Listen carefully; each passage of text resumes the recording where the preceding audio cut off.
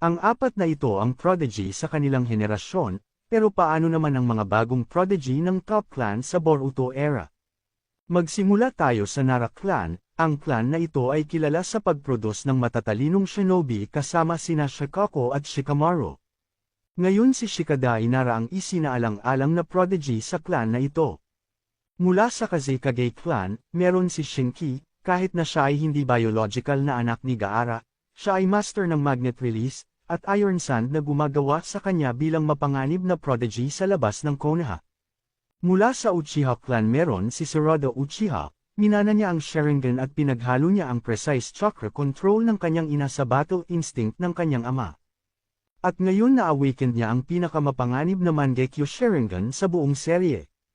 Si Mitsuki din ay prodigy bagaman hindi mula sa clan, siya ay synthetic na bata ni Orochimaru at may kakayahang gamitin ang original na Snake Sage mode.